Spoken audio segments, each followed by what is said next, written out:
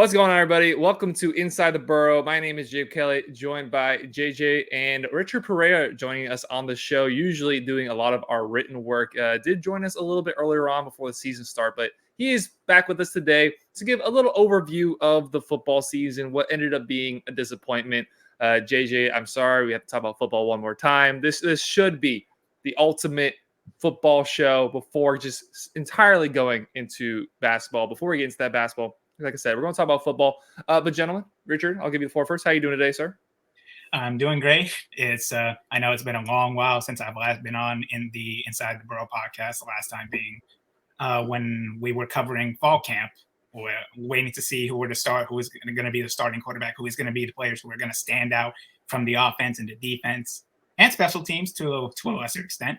But overall, like there was a lot of potential with this team and went throughout the fall camp that made me really excited to see what they would have been able to do for this season.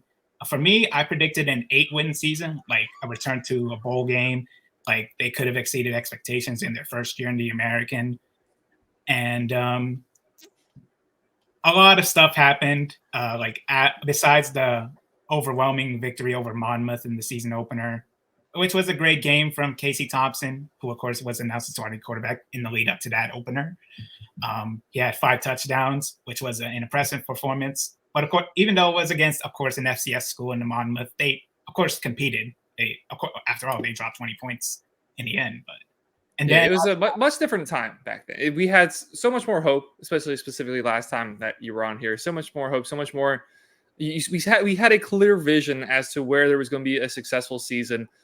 Fortunate to talk to a few of the members of the coaching staff, and they had all positive things to say about all the going on behind the scenes in what ended up obviously not materializing. Only 4 wins on the season, 4 losses in a row to end the season, and just the month of November is just been so diabolical to this FAU football team. So I guess we're going to cover this for about half the show before we get into football. But Richard, the beginning of the season, preseason, even when we had so much hope, what were you seeing in the camps at that point, and where do you think it kind of all went wrong? Like the things I was seeing from camp that looked very right to me was the emphasis on being physical against your opponents. Like as I mentioned when I was last here on the podcast, that they were emphasizing physicality, that the coaches wanted the players to be more violent against their assignments. And of course, that improved, like defensively, that was definitely very important, especially if you were going to get stops on 3rd down, 4th down, getting sacks on the quarterback, making interceptions where needed. And like that had me feeling hope for when it came to the defense. For the offense, I was hoping for a little more diversity in the number of options that they could have had on the table outside of LaJohntay Wester, who, don't get me wrong, he was very spectacular with the season that he had. Arguably one of the greatest seasons in FU football history, especially from a wide receiver of Wester's caliber. Like becoming the first owl in a decade to record, in the last 5 years to record 1,000 receiving yards. The last one being Harrison Bryant, who was a tight end, but of course he got 1,000 receiving yards as well, and he's in the NFL. So that tells you a lot of significance to what Wester was able to accomplish this season. And not to mention the 4 touchdowns he got against UAB. That was a spectacular performance from Wester. Like he just broke records left and right this year. And I can't ever be more happier for him just playing the way he did, like just putting it all out there on the field, game in and game out. Even on the games where he was struggling, you could tell that he was still trying to make plays for his team, trying to get that scoring opportunity to get his team to win. And unfortunately for this team, there was not enough consistency. Like you saw a win, then a loss, then a couple of losses, then finally some back-to-back wins, especially against Tulsa and USF, which was arguably the peak of this team, especially with the injuries when you take into account Armani Adams going down. Like he gets hurt the first game, tries to come back the second game, then gets hurt again, and it cuts him for the rest of the season. Then, of course, Casey Thompson tearing his ACL, which best of luck to him on how he's doing in his recovery process. But him tearing his ACL against Clemson, that was definitely a very bad hit to the offense. That it leaves a very big what if to what could have been. Yeah. Like Daniel Richardson, a credit to him, he stepped up in some of the games that he started in, especially against USF. That was a great performance from on his end. And the first half against Tulsa, he was very effective. And the consistency just wasn't there. And when it was there, it was during those wins over Tulsa and USF mainly.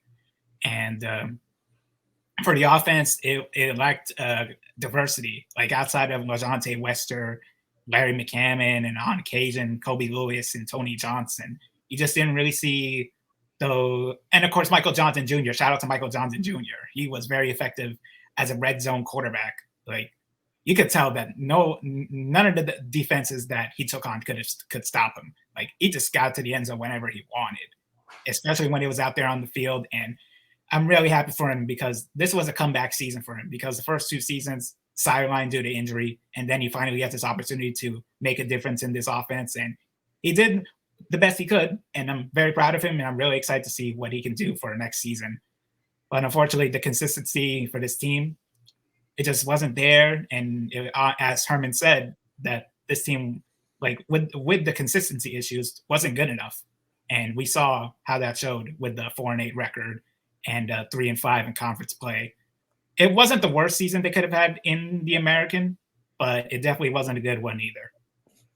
Yeah, it was. I'd say it's pretty far from a good season. And a few points that you made there that I'm going to hit on. And first, the most glaringly obvious thing that went wrong with the team was the injuries. And when you have the injury at your quarterback position, when you just design this offense around what Casey Thompson can do, a dual threat quarterback, good arm, good athleticism, hasn't found the success that he wanted to in his career up to this point. So he comes to a school like FAU that can kind of give him a springboard and, possibly make a run at the NFL if he can have a lot of success here. But then him going down, obviously, against Clemson. And unfortunately, he wasn't even necessarily playing great up to that point. There was some whispers amongst FAU fans wanting to see him benched at that point after the first couple of games, after the loss to Ohio, how he played in there, which I thought was a little bit ridiculous. I know there's somebody on this show that doesn't think that was quite ridiculous, which we'll get JJ's opinion on this in a moment. But that definitely just really drove a nail into the rest of the season. But then the Tulsa stretch where we played Tulsa and USF, those 2 games where we just narrowly defeat Tulsa, and then USF just blowing the doors off of USF up in Tampa. Everything went right as far as we could imagine. But then you walk outside of that, you leave Tampa, and you only win 1 game for the rest of the season against a pretty bad Charlotte team that just didn't really compete too much in that game. The score was kind of close to the first 3 quarters. FAU ended up blowing them away in the 4th quarter. There's a lot that went wrong, and there's fingers to be pointed at. But JJ, I'd like to hear your thoughts. We got to be at the games together. Now, of course, Richard was at the games as well, doing a lot of other content, behind-the-scenes content, written content for FAUOwlsNest.com.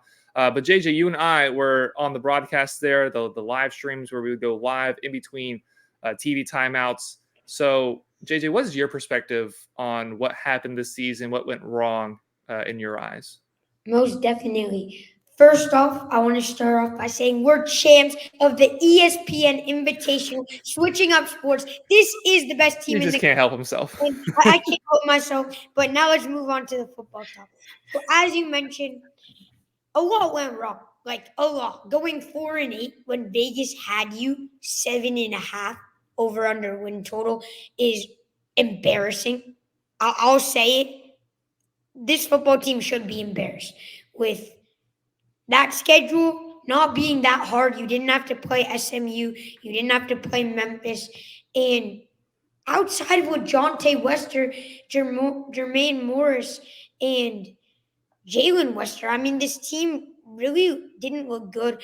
Very shaky quarterback play. And it was like one game the offense was so good, but the defense wasn't that good, like in the UAB game.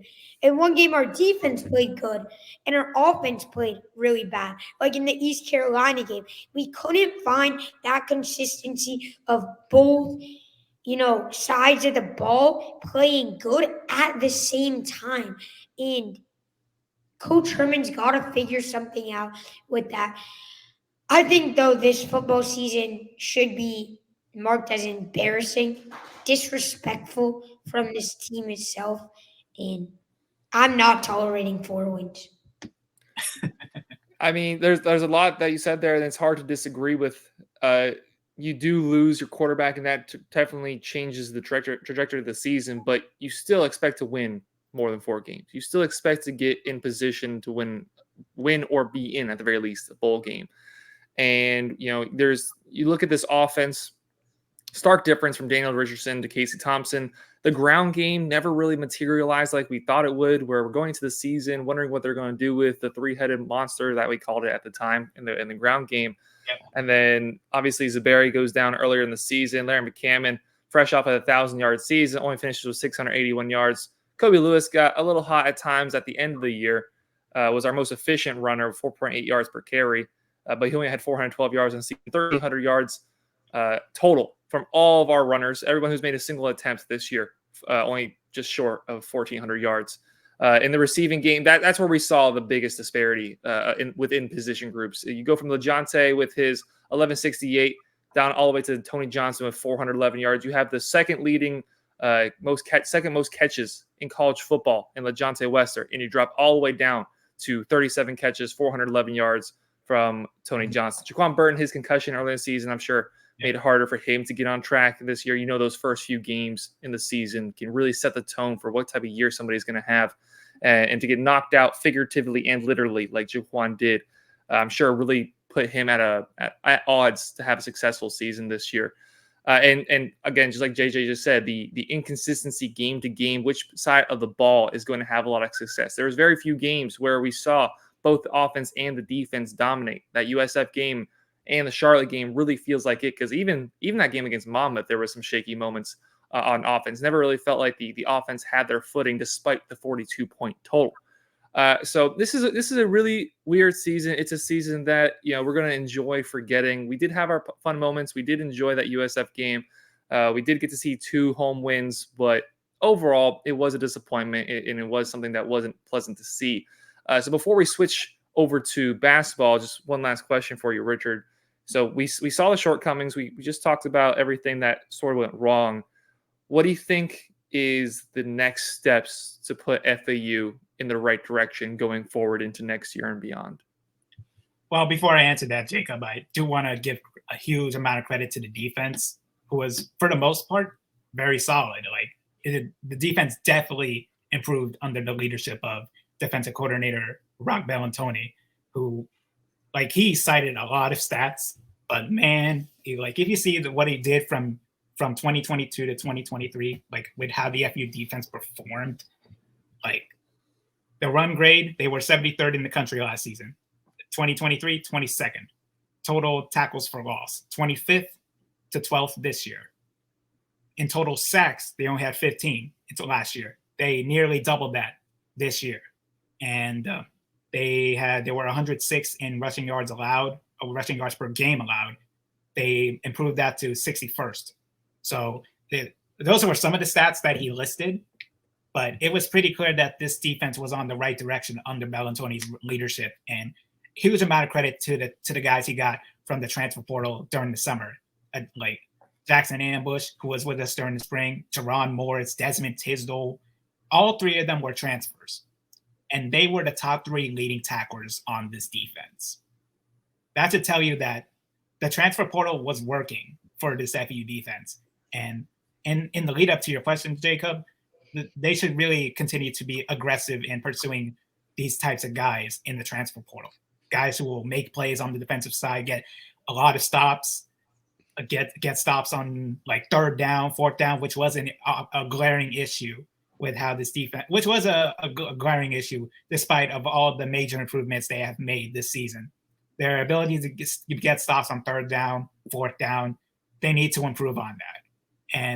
But I see a lot of bright spots from this defense that can definitely be expanded upon, and that includes being aggressive with getting better recruits from out of high school, and definitely asserting themselves with the influence they have in the transfer portal, because it was pretty clear that they were successful with the guys they got this past summer especially Jerron Morris and Desmond Tisdale.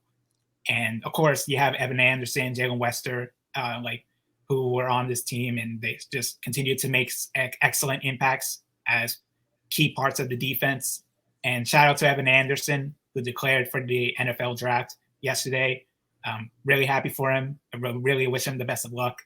And he had a season of 57 tackles, 3.5 sacks, and 3 quarterback hurries, as he was named on the 3rd team all-conference by the American. So he's definitely making the most of his opportunity.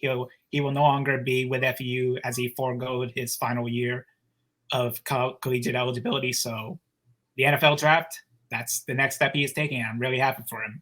And speaking of the portal, there are some guys, as some of them that we actually mentioned earlier. Tony Johnson, he was the first one to put his name in the portal. Then came Dwight Toombs, and two guys we got via two guys we got this past summer in this past year in Wallace and Namba, AJ Jenkins, one from the offensive line, one from the receiving core, and then Robert Armez from the running back group. And man, it's going to be very interesting to see how FU responds with these players who are outgoing. And when it comes down to it, they just have to be better. Like when it comes to being aggressive with their recruiting, like making sure that they are finding the guys they know will be a perfect fit for this program, because Herman wants to build a winning culture. And some of the players that he had on this team definitely had that mindset. LaJohntay Wester being a perfect example of this. He didn't care about the stats. As great as they were, he wanted to win, and he was upset. He was clearly upset, even though he made history. He put himself in the record books for the rest of FAU history with this past season. But guys like Wester, guys like Jalen West, the Wester brothers, but just getting more guys like that: Jackson Ambush, Jerron Morris, Desmond Tisdale, like Evan Anderson. Like they just got to get more of those guys, and I really will want to see. And with that, that would give me a lot of hope that they can be a lot better for next year, and really hopeful to see what they do for this upcoming spring camp for 2024. It's going to be a very different looking team one way or another next year. The biggest question is who's going to play quarterback next year for this FAU team. That is something that we'll not be able to answer for you guys right now as that news unfolds, and any potential FAU news in the football realm unfolds. We'll definitely get that to you guys. But for the rest of this time, we are going to be talking about the basketball team. And I know JJ's been sitting there so anxious to finally get into the basketball talk, as you know, he actually was very fortunate enough to be up there in Orlando to watch FAU hoist the ESPN Invitational Trophy. So before we get into the actual basketball, just JJ, how was that whole experience being up there watching the team play and lifting another trophy? When I tell you it was our house, I tell you 95% of the fans in Orlando were FAU fans. Only FAU fans, sold out FAU. It was just, it was just awesome. It just pleased me looking at this arena filled up in red and blue. And it just felt so good to see this team beat a nationally ranked team and beat a team by 34 points. This team is the best team in the country, and it's not even particularly close. They are the best team in the country. They just won the ESPN Invitational, and it was just beautiful to watch that. I felt like I was in a dream, but it was too easy, man. It was too easy. That last game definitely was too easy. A 34-point margin of victory. I believe it got all the way up to 40 points or close to 40 points at one point. But the previous two games were close. They were nail biters, and the different type of nail biter than we saw in the loss against Bryant. The high scoring we got to see first with unranked Butler winning 91-86. That victory against Texas A&M, which is going to become huge potentially at the end of the season when you're looking at rankings to have a victory over a top SEC opponent. To have a victory over a ranked team on a neutral court. So there was no home court advantage one way or the other, winning that game 96-89. And then obviously just blowing the doors off Virginia Tech 84-50. And then this week, we actually have 3 games before the next time we will see you guys. And that is going to start off on Thursday tomorrow with Liberty, Charleston, and Illinois. Illinois, obviously, the game going to be up in New York, where FAU had a lot of success around March. If you guys remember, just a little bit. So Richard, JJ gave his perspective of being there and getting to see them live. What have you seen from this FAU basketball team now that we're 6 games into the season? They're just simply picking up where they left off last season. Like, you still see the diverse offense that they have. Nobody's selfish with the ball. They're all of them are getting their opportunities to make contributions, significant contributions to this team on what was a very dynamic offense last year. Is still very strong this year. And especially with the ascension of Vlad Golden, he's an enforcer down low in the paint. He's nearly averaging 15 a game, grabbing 6 rebounds, and he's getting a lot of blocks too. He's averaging more than 2 blocks a game. He's being an emphatic shot blocker and an emphatic player down low inside in the post. And man, I'm really happy that Golden really stepped up to the plate, like made massive improvements to his game throughout this past summer, and really showing that he is one of the top options in this FAU offense. And Janelle Davis and Elijah Martin, even though they had a little bit of rusty starts to this season, they really picked it up, especially with the Invitational, having excellent performances, particularly from Elijah, who was coming off an injury during the summer, and really picked it up against Texas A&M and then Virginia Tech, and winning the Invitational's MVP award. Hey, that's definitely a great way to bounce back from those early season struggles and just keep picking up the pace from there. And Brandon Weatherspoon, shout out to him, really been making his rounds as an excellent 3-and-D player in this FAU offense. Like, he's making over 40% of his 3-point attempts. He's becoming a dead eye from the perimeter, and that just makes him another source of this deadly offense that FAU just easily, obviously possesses. And this defense, the way they defended Virginia Tech from the perimeter, keep in mind, they only allowed 2 3-pointers. And that was during lost JJ. allowing 2 3-pointers, and that was during garbage time. So this defense really stepped up to the plate in the championship game of the Invitational. And I'm really excited to see how they perform against Liberty, who is undefeated at the moment, 6-0. They're not ranked, but they are undefeated. They have a 25-plus point winning margin of 25 points, which is the top 10 in the country. They have a great offense, great defense, in the top 50 of the nation. I really want to see how FAU does against a team like Liberty. And then, of course, a few days later against Charleston, who is not having the best of starts with 3-3 record, but still an opponent you cannot underestimate. Yeah, Liberty's, like you just mentioned, undefeated, and they've taken down the other team atop of the AAC alongside FAU, which is Wichita State. Wichita State is currently technically above FAU as they've played one more game. They're 6-1, but they were able to take down Wichita State earlier this month in a pretty convincing game, winning 83-66. But just to highlight this team a little bit before we break down into those games, I didn't think it was possible for this team to become even deeper than they already are. You watch an FAU game, right? And that's all the broadcasters and commentators can talk about, is how unselfish this team is. And all these things are very true and valid. How unselfish is. Anybody can get a bucket. They don't care who gets the end results, but they know that everybody on the floor, they trust to get a bucket in one way or another. And when you have guys that can come off the bench, guys that can start, they don't really care which order it is.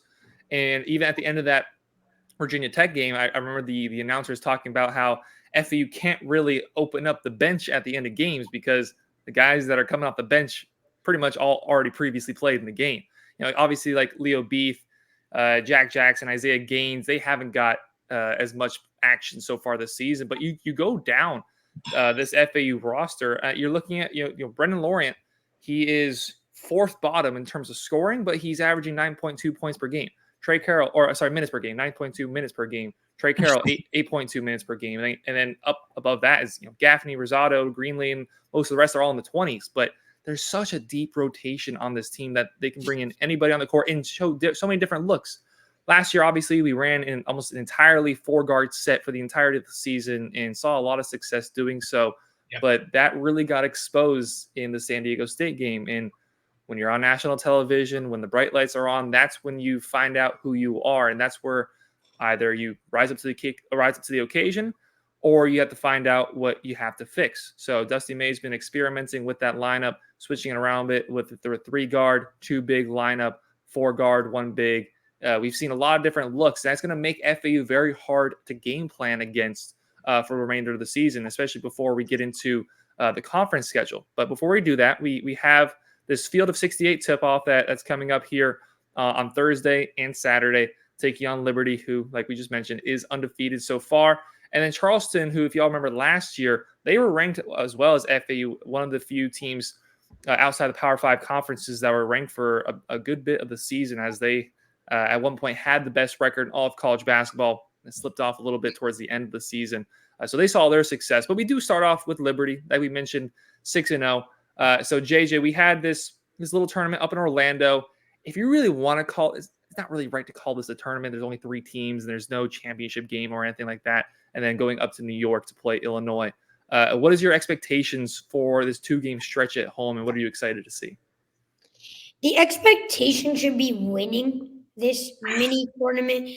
I mean, if we lose a game, it's going to be a long, long weekend.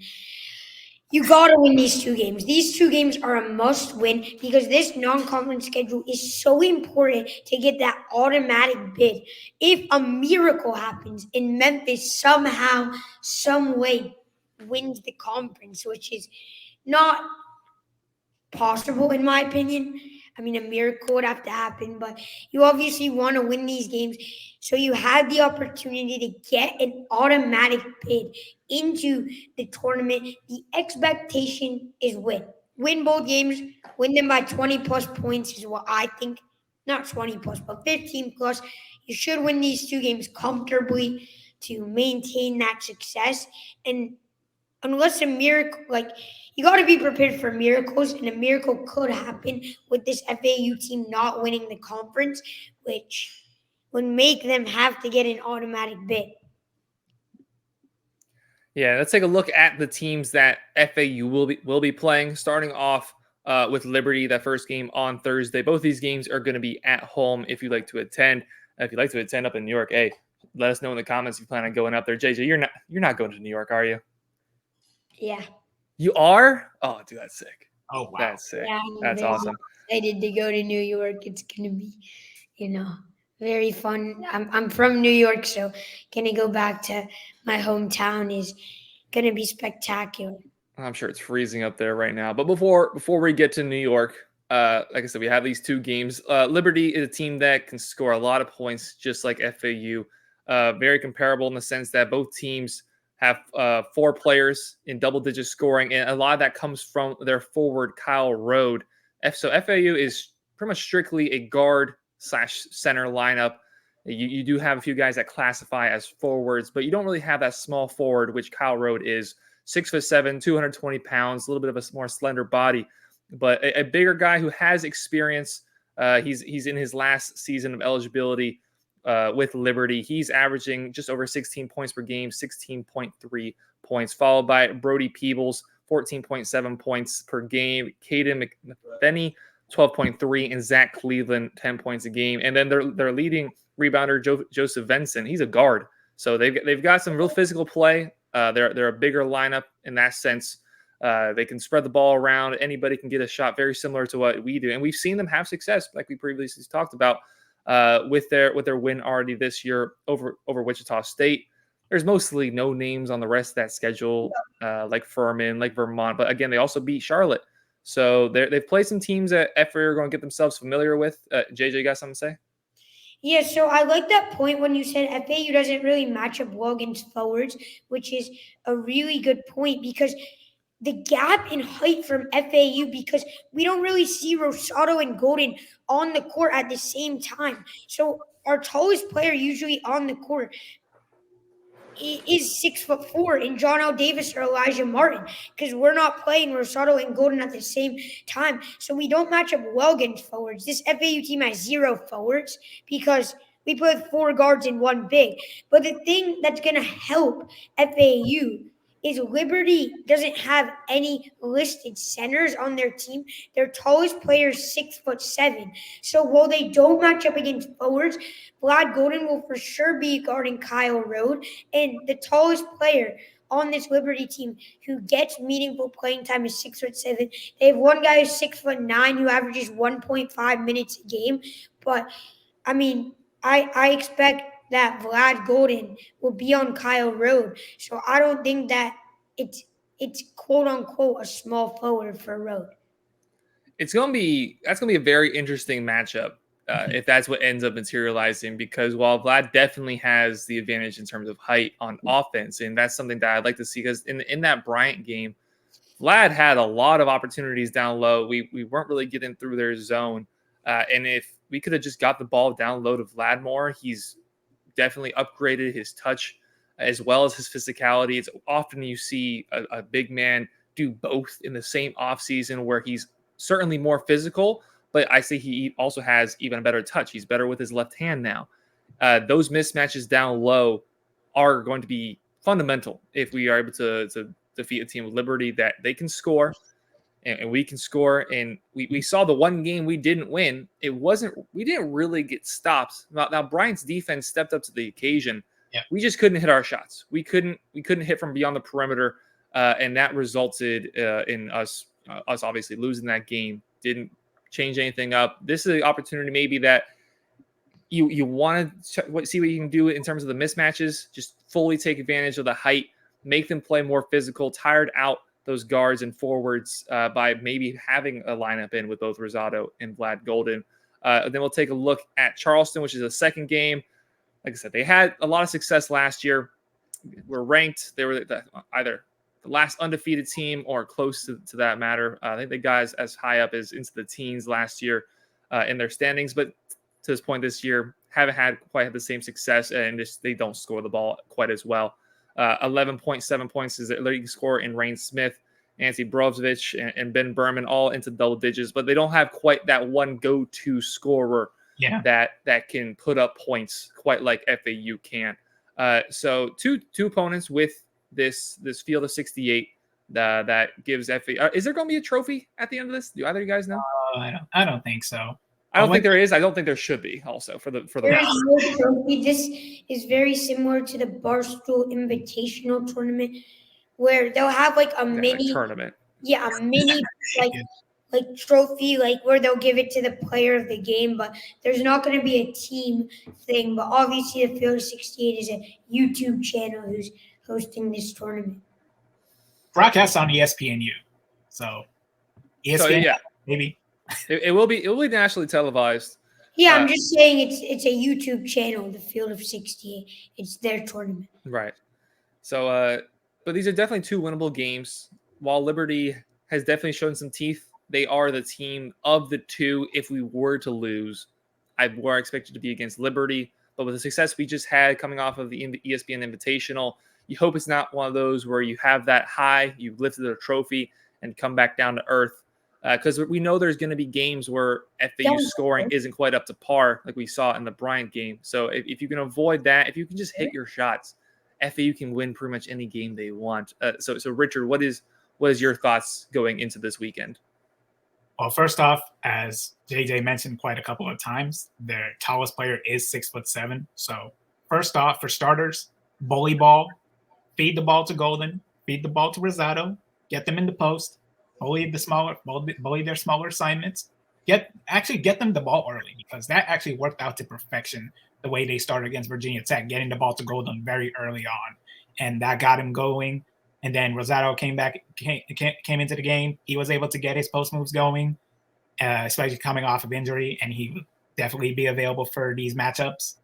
And just figure out a way to cool off this firepower offense that is averaging 86 a game, or nearly 86 a game. And of course, slowing down Kyle Road, which will most likely be Golden's assignment, would definitely be a very very solid task for Golden and the FAU defense to accomplish.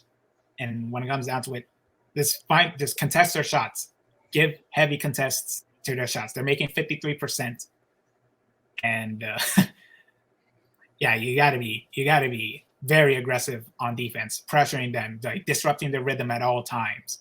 If you're gonna cool off an offense that is very potent with what they can bring to the table. And as far as Charleston goes, like similar assignment, just be aggressive on defense as you have been so far to start the season. Just make sure that they don't get anyone going, because remember, they don't have a lot of volume scorers. They don't have anybody averaging over 15 a game. They only have guys scoring under 12 a game, and they're not doing well shooting the ball. So just contest them heavily, and just battle them on the rebounds, because one thing Charleston is good at is rebounding the ball. They grab over 38 rebounds a game. So just battling them on the boards, also a very important factor in the Owls beating the Cougars on Saturday. And of course, when it comes to Liberty, like on Thursday, it just be aggressive on defense and just respond with their offense with even better offense. Yeah, and then before we get into any sort of predictions, we do have that one final game, and I'd say probably the game that we're all most excited for next week in New York City. I know JJ's obviously the most excited for, especially since he's going to be there, against Illinois. In Illinois, in a ranked team coming from a Power 5, we've already seen that success that we had against Texas A&M, an SEC school. But the player to highlight with Illinois is clearly Terrence Shannon Jr., previously of Texas Tech, did play at Illinois last year. He's had success everywhere he's gone, and at all aspects of his career. In just his second season, was averaging 13 points per game, and so far this year, averaging 19.5 points per game, and has led the Illinois Illini to a 5-1 record this season. Their only loss was to Marquette earlier on in the year, which is not a bad loss to have. Marquette currently is absolutely flying and look like one of the best programs in basketball right now. So JJ, what would you say the key for FAU to stop this Illinois team, as well as Terrence Shannon Jr. There we obviously averaging 20 points a game and shooting 50% from the field, is playing like one of the best players in the Big Ten Conference. We've seen him just play outstanding. Obviously, in that game that I watched against Marquette, Marquette was the number 4 team in the country at that point, and they played them really close, 71-64 in that game. Terrence Shannon just looked outstanding. He shot the ball 38% from 3. He was 3 for 8, I believe. And, he made 7 free throws, 7 for 7 from the line. So he played good from field goal. He shot 6 for 16, 38%. But still, he's just one of the best players in the Big Ten Conference. He's really good, and it's going to be really tough to contain Terrence Shannon in that game in New York. Yeah, he is the clear guy to watch. He's gonna be the best player on the floor. As much as I hate to say it, we obviously have our guards. We have Elijah. We have Janelle. We have Nick, who should be coming back hopefully this week. But Terrence Shannon putting up 20 points per game. You say that in the NBA, you look at that as like, oh, he's a very solid scorer, very good starter. But in college basketball, it's much harder to achieve that 20 points per game mark. And he's just short of that. He's on the floor almost the entire game, averaging over 30 minutes per ball game. And is just such a weapon for this team. Can do it all, scoring in so many different types of ways. Like JJ mentioned, 50% from the field, but he's also 44% from beyond the 3-point line. And he's a big guy. He's 6'6", 230 pounds. So he can drive to the basket, get his work done there, can hit you from beyond the arc, and is just an overall weapon on offense for this Illinois team. This Illinois team is going to have a very tough week coming up next week. They have us, and they face off against University of Tennessee, I believe, later in the week on the 9th. So I think that's Saturday or Sunday, one of the two. So we got a lot to look forward to. 3 games. We've never had to deal with this in the preview so far. FAU having 3 different games to talk about, and of course we also talked about the football earlier on. So instead of doing, I guess we can do both. I was going to say instead of doing a normal normal predictions, I was going to have us all guess the win total at the end of the 3. But I guess we can go game by game and give our score predictions for each individual game, starting off with Liberty on Thursday. So JJ, how do you think that game on Thursday is going to go? Yes, so the matchup everyone has to be looking for is Kyle Road versus Vlad Golden. 2 explosive players going against each other. But Kyle Road is baby food for the best center in the nation. 6-inch height advantage. Baby food. Baby food for Vlad. Vlad is going to absolutely destroy mini Kyle Road. And they're going to win. Oh, I'm going to go 78-60. 70-60, 18-point margin. That pretty nice. How about you, Richard? Well, first off, JJ never lets me down when it comes to being comedic. Absolutely not. So, but yeah, very important game for Liberty, for FAU to win. Sorry, misspoke there. But when it comes down to it, Vlad Golden locking down Kyle Road, very important for FAU to a very important factor for FAU to have. And of course, like shutting down the perimeter game, like they're shooting over 40% from 3. So shut that down, and you have a very good chance of winning this in convincing fashion. And with that, I'll go with FAU 79-67. 79-67. Okay. So while Kyle Road is the guy that we talked about the most, there is plenty of other scoring to go around with this ball team. Brody Peoples, Caden McFenney, Zach Cleveland just make up a team that is averaging 86 points per ball game, which again, very difficult task to have in college basketball. They're averaging more points per game than FAU is with our 83, but it is very comparable in that nature. Typically, when you have 2 teams that score a lot of points facing off against each other, it never quite goes the way that you would expect in terms of it being a fireworks show where both teams score around 100 points for basketball. We've seen that in recent weeks with football. Very fortunate we didn't see that with the Eagles and Bills game. That was fantastic. But that was like one of the rare instances where you have 2 powerhouse offenses going against each other, and it lives up to the hype. So I'm going to kind of lean on the lower end of the scoring margin like you guys are.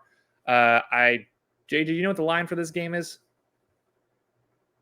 Yes, so most definitely. So the line officially hasn't, come out, but I looked at a couple computer predicted lines, and WPTV ESPN, which is the West Palm Beach ESPN, has FAU as 1-point favorites. The computer predicted spread has us as 0.5 favorites. Now that is not accurate at all. That is the computer predicted and the West Palm Beach predicted spreads. So you can expect it to go from anywhere from half a point to maybe 3 points for FAU, I'd say, with this Liberty team is undefeated, and they're a great basketball team. Yeah, I think people probably look at that as like Liberty. Who is that? Aren't they in the conference that we just left in Conference USA? But no, Liberty is a very good team, a team that can score. So 0.5, I'd like to take that. I'd like to take FAU in the win here. I'd probably say the line probably be closer to 2.5, 3, but I'll take it. I mean, they beat a team in conference or in the AAC in Wichita State, and also beat Charlotte, a little bit lower team in the conference. I'll go with 81-78. FAU covering my imaginary line there, winning by 3, and then that has us going against Charleston, which that should be a game that I think FAU carries a long way, a little stronger. What do you guys think? Either one of y'all can go first. Blowout, I would think, in a blowout. If Charleston is not shooting the ball well, especially from 3, this game's not going to be close. I'm going to go 84-60. JJ? Blowout. Absolute blowout. If this FAU team doesn't win this game by 15 points, there should be high concerns. And that's my honest opinion. Well, if it's a close, like high defense performance, like a 65-50, and that's still 15 points, you'll take it. But if this is a close game, like within 10 points, it's a bit concerning to play a 3-3 Charleston team really close. However, they don't have that one guy who can take over games when they're down, where like their best player in Rainey Smith, I believe, is averaging 12 points a game and Close to 12. Yeah. 11.7, I believe. So Yep. this should be a blowout, and this should be a 2-0 tournament. Yeah, I'm not even gonna get too much into it. I'm gonna go with the same. I'm gonna go with 88 to 69. That'd be like 19 points. So I think a game that 60. I think a game that FAU, I think it could be like the Virginia Tech game, where like it's close in the first half, but then in the second half you see who the better team is. But then the game of the week that we're most excited to see, New York City, a game that again JJ will be at. Unfortunately, neither Richard or I will be there as we are broke. But still excited to see nonetheless, watching on TV. And JJ just talked about how Charleston does not have that one guy. We obviously highlighted how Terrence Shannon is that guy and has been for his entire career, whether it's been at Texas Tech or now with Illinois, has been that go-to scorer, has been that all-around scorer. How do you think FAU would best fare off defending against him, Richard? You there, Richard? Yeah, I'm here. I thought you meant that for JJ. Oh, no, sorry. Yeah, go ahead, Richard. I haven't given much thought to the Illinois matchup. I'm just focused on this week's upcoming matchups for Liberty and Charleston. But nonetheless, Illinois, nationally ranked. And when it comes to Illinois' best player, definitely a player worth keeping an eye on. And again, this matchup, the Jimmy V Classic at Madison Square Garden in the Empire State of New York. Also at a very good time slot, 6:30 p.m. on the OG ESPN network. So our second appearance on that channel, last time being a 84-50 whooping over Virginia Tech in the championship game of the ESPN Invitational. So very big game for FE to hopefully win. But when it comes to an overall score prediction, I'm going to have to keep it very close this time. I think it's going to be a nail-biter for this one. But I would hope that FU comes away with it with a 78-73 win. Yeah, not too high scoring makes sense, especially you look at their matchup against the only other ranked team they played this year and being one of the best teams in the country, Marquette, a 71-64 game that was close all the way to the very end. JJ, we already know which direction you're going to go with, so what's the score line going to be? Yeah, most definitely. This is going to be a fine Tuesday night in the Mecca of New York City, the Garden, the Big Apple, people call it, I think. But, this is going to be the first of two games. UConn and UNC will be the second game of the night. So I expect a lot of FAU fans to be out there. There's tailgates from 2:30 to 5 with the FAU thing. And I expect us to have a lot of fans there. A lot of fans absolutely own this stadium. And you're going to love what you're going to see on Tuesday night. Blowout. Curb, stomp, smacking. Give me FAU 95 to Illinois 62. Oh my. 30-plus point blowout, JJ? Are you kidding me? Most definitely. Illinois, this is FAU. They're going to come out here. We saw it against Kansas State and Tennessee in this arena, and this FAU team has improved. And Illinois doesn't really look that good outside of Terrence Shannon Jr. Their second leading scorer is Dane Dangia, who only averages 10 points a game. They're not that much of a tall team, really. I mean, they do only have one guy on the team, I believe, who is 6'9", and everyone else is under, I believe. So size advantage again is going to be huge, especially with Rosado and Golden. And I've just realized so much this year when watching other teams, because I've really watched other teams this year. FAU is smart. They don't go for jumpers. They either go for threes or layups. We rarely shoot jump shots, which is really good because the easier way to score points inside too is making layups or dunks or scoring from inside the perimeter. I watched this Illinois team play, and Terrence Shannon, he only takes jumpers. He's gonna take some shots from the free throw line, just step backs. But that's the same amount of points as a layup. And FAU is smarter. They're more deep. They have a better bench. All eyes, all factors are in the direction of a blowout. Something's going to have to give in this game between the two teams. You have FAU scoring 83 points per game, and then you have this Illinois defense that has only allowed above 70 points one time this year, and that was 71 points to the fourth-ranked team in the country in Marquette. So something's going to have to give. Either FAU scoring is going to drop off, or Illinois' defense is going to have to drop off. There's obviously still a chance we win that game in a lower scoring game, but that, from what we've seen this year, when FAU doesn't score, they lose. So we're going to have to keep our rotations up. Everybody is going to have to come out and be sharp. You hope Nick Boyd gets some minutes this week. Do we know the status as to whether he'll be available to play on Thursday? Yeah. So what I believe that Nick Boyd had a grade A hamstring, which apparently is 3 weeks. A grade A, every grade from A to Z is 3 weeks. So grade B would be 6 weeks add on. I believe in grade C 9 weeks, grade D 12 weeks. Every letter would be 3 weeks. So I believe it was a grade A, maybe a little bit less. I talked to Nick this Friday after the A&M game. He said that he's definitely recovering and he's trying to get it stretched out, and it's going to be back to work this week. So I can expect Nick Boyd to play, even though I've heard that it's a 3-week injury, which I don't believe. I mean, you have articles listing him as a grade A hamstring injury, but I don't believe that is exactly true. So I guess, you got something? Yeah. It's grades 1 to 3, not grades A to D. Oh, But you get your point across, AJ. We know what you mean. But yeah, it's grade 1 hamstring injury, 3 weeks.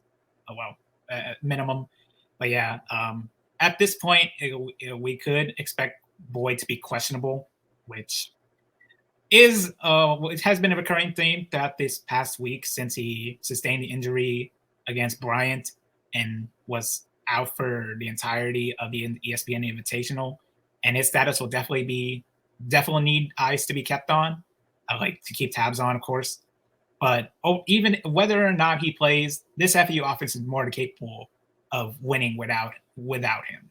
And as long as Jalen Gaffney continues to provide the playmaking ability and just getting his teammates the ball when they need it, finding the open man at the corner or inside the paint, just like Jalen Gaffney, all the other guards, just making the right play at all times.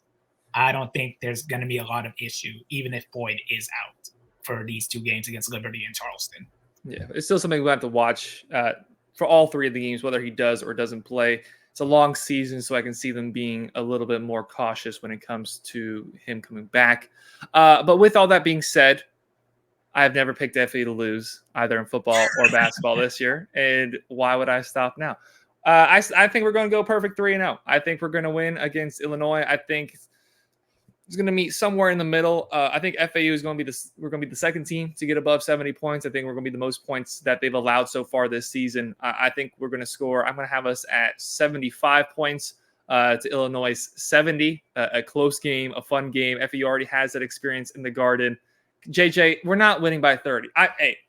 Please, I hope I'm wrong. I hope we come back next Wednesday to talk about how the day before I was so wrong because I said we were only going to win by 5. JJ, I beg. I would love to see us win by 30.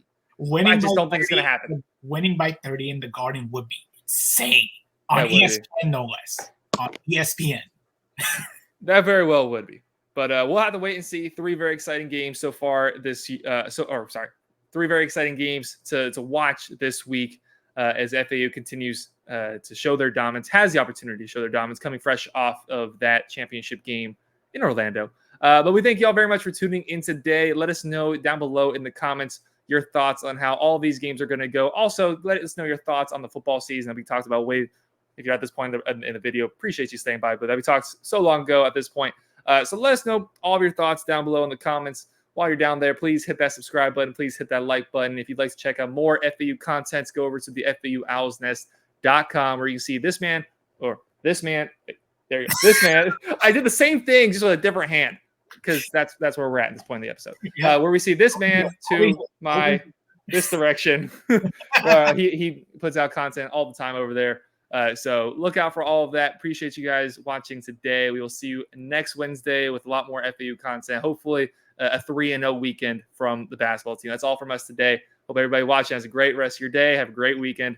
Go Owls. Yep. See you, everyone. Go Owls.